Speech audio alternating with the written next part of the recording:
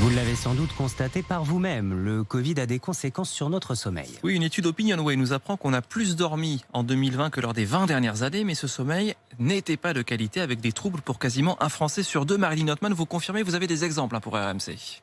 Dormir à point fermé, pour Judith, c'est un lointain souvenir. J'ai beaucoup plus de mal à m'endormir et ça m'arrive aussi de me réveiller dans la nuit pour aucune raison, alors qu'avant ça m'arrivait jamais. J'angoisse et ça peut durer jusqu'à très tard. C'est vraiment depuis le confinement. Comme elle, près de 40% des jeunes estiment leur sommeil perturbé par des insomnies, des réveils, et la fatigue se ressent. La fatigue de se dire qu'on se réveille pour commencer des journées qui vont pas être forcément très intéressantes vu qu'il y a le Covid. Pourtant, Camille dort plus que d'habitude, mais cette étudiante en hôtellerie se sent épuisée. Je suis en cours, je dors 9 heures et pourtant quand je me lève, je suis fatiguée, j'en ai marre, j'ai pas envie d'écouter les cours et je suis juste fatiguée, j'ai pas envie d'écouter. La fatigue de ces jeunes est psychique, c'est tout le problème pour Georges Vigarello, chercheur à l'école des hautes études en sciences sociales. On dort plus, mais on dort plus mal. Du coup, on est plus fatigué. Pour ceux qui souffrent de façon, je dirais, peut-être plus accentuée que d'autres dans cette situation sont les jeunes, qui se projettent dans le temps, qui ont besoin, je dirais, de contact, etc. Et ce sont eux qui se trouvent finalement les plus empêchés. Faire du sport ou manger plus sain,